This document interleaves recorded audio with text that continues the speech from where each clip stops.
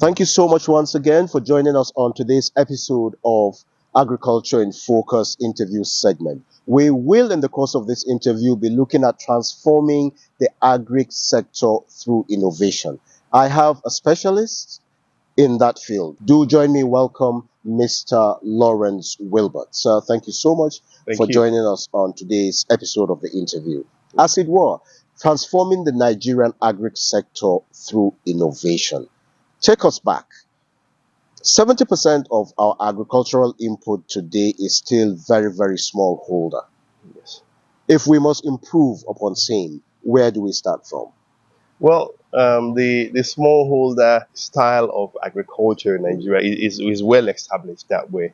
The government is working hard to see how you can aggregate the farmers into collectives in the different parts of Nigeria to see how they can then leverage on finance as a group, leverage on creating or reaching out to the market. That's right. So that's already established. Now, what is clear that is there is a need to see how these structures, as they are, can leverage off the innovations, to further reach out to markets, so that on one end to reach out to market, on the other end to leverage off the collective to attract funding to expand their business.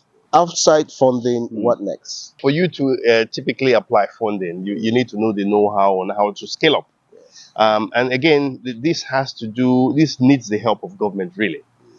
Whichever way we look at it, we need the government to aggregate the experts in the field, to now educate and hold the small-scale farmers into scaling up. Why is it always government? Can't the private sector on its own come up with such initiatives? Yes, good point. You'll find that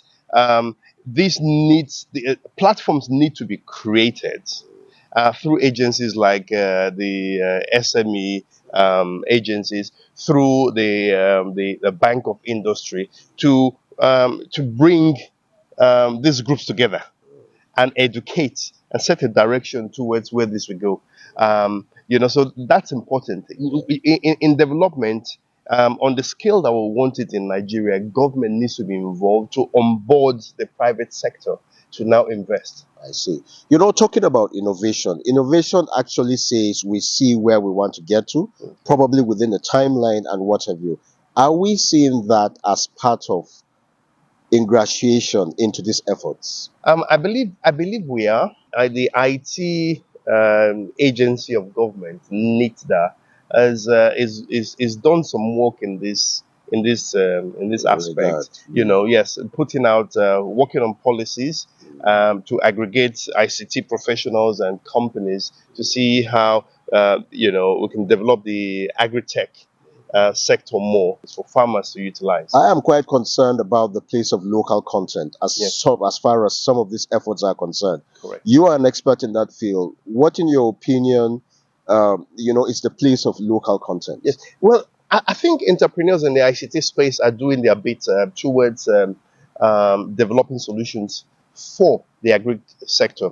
However, we should understand that it's a fragmented terrain. Solutions exist, innovative solutions exist.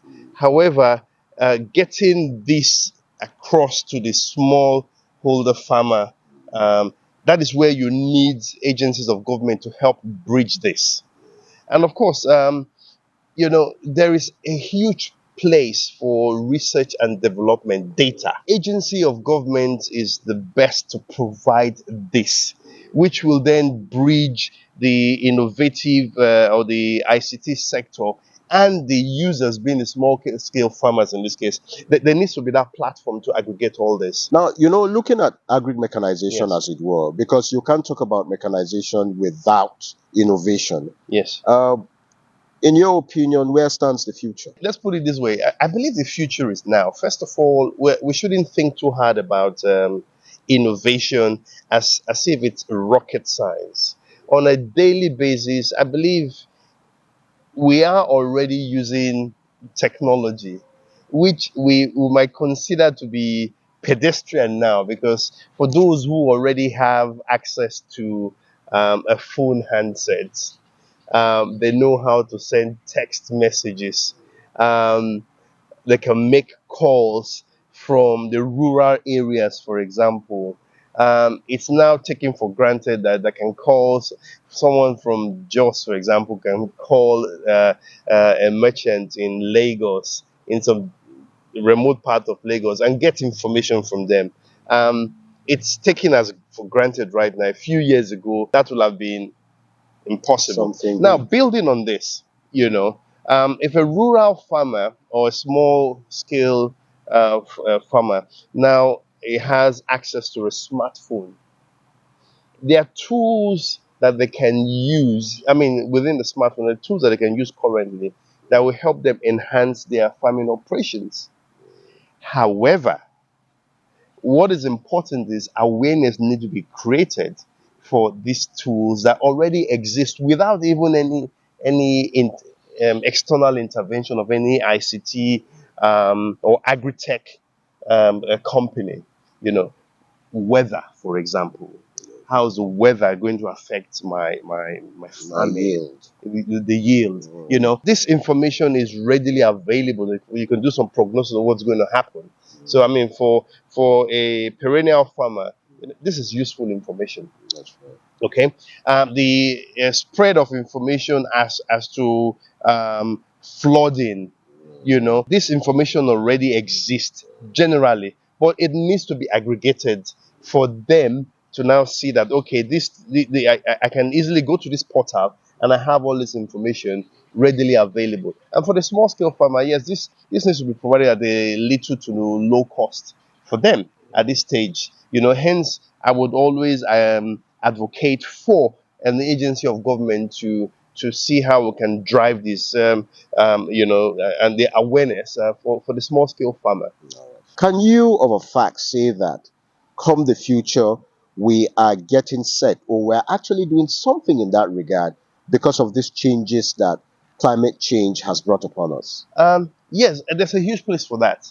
I must also add that the agencies or organizations that already do a lot of research. The FAO, already provides a lot of information readily available. But how is this disseminated or put in a format that is readily available to the small scale farmer to now integrate into their everyday operation? Right. You can't take away the place of research. It's fundamental to all this. It is now how that information is disseminated and utilized, because even the research is required for even development of tools. Because you see, as an entrepreneur, you look for where there are gaps, and it's those gaps, bridging those gaps or finding solution to those gaps, that's where you earn money.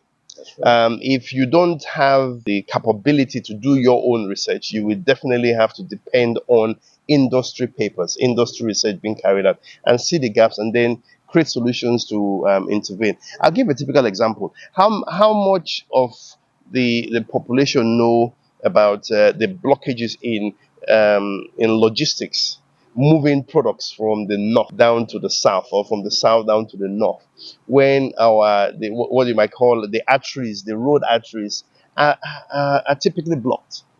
You look at any farmer or even entrepreneur moving goods from, say, Benue down to Delta, or down to Edo, or further down to the Ondo or those areas, the markets there. Trailers with goods stay stuck in many parts of these roads for days. Solution can be deployed for that. GPS location data to look for alternative routes, if there exists, to now route such farm produce down to the market. That is one. The other thing that might exist might simply be, again, having a portal where you can have information to notify these logistics companies or the farmers that are shipping their goods out that, hey, do these logistic companies exist? In a ad hoc basis, because you have trailers that are established for moving these goods anyway. Right. Hold your thoughts there. Okay. You will answer that question after the break. The program is Agriculture in Focus. The world is talking about regenerative agriculture. Activity alone can be a great source of revenue.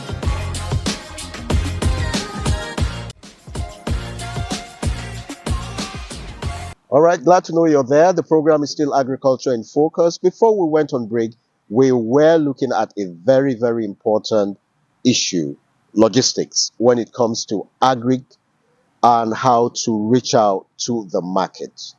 Persons that provide these logistics service already exist. Again, it's about them coming together and aggregating these services of theirs, leveraging of their collective strength to now, scale up, coming to forming a company that does that, and then utilizing when that is scaled up, you can then look to utilize innovative solutions, basic data, but aggregated properly to help them route, their movement. It's important once they have data, for example, that there are blockages in certain locations, they can then advise their own clients if they are not part of the business producing these goods or this product, to say, hey, the road is likely clogged up somewhere. If we're taking your tomatoes down south, It may not make it it might not there. make it. So why don't you look for a way of providing storage in your location for now? Give us a few days. It unclogs itself, and then we can then move on. Nigeria, as it were, has so much arable land. Yes. But hardly are we thinking of developing same. Mm. From the innovative standpoint, what do we need to do to begin to galvanize interest in this sector?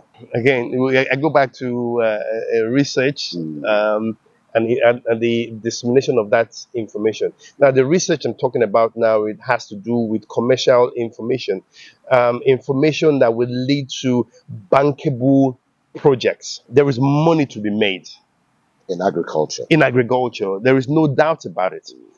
However, where and what needs to be applied, what products need to be grown where, it's key for this information to be put right in the front of entrepreneurs. So, talking about the place of innovation, and as we prepare to round up, can you say that we are doing all we can towards achieving same? No, we're not. We can never do all we can towards achieving same. There is a place again for information dissemination. A lot more needs to be done in that direction. Advocacy in getting the youth segment or getting the unemployed into this sector, even for the large scale farmers.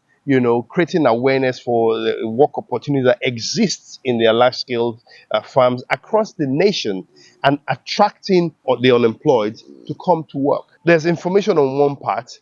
Now, for the farmers to utilize in their daily operation. Now, again, there is also a requirement of data information for ICT, agri-tech entrepreneurs to now develop tools to bridge the gap where such gaps exist. There are already tools that are readily available. We can go into listing them out. I'm not sure if this is the place for listing and But we marketing can still those do tools. more. That's what Yes, you're but there's a lot more that can be done. Yes. All right. Thank you so much for your time. You're Thank welcome. you for sharing your thoughts and your perspectives You're with us. welcome. That was an interesting conversation. Well, Thank you. thank you so much. Well, the program is Agriculture in Focus.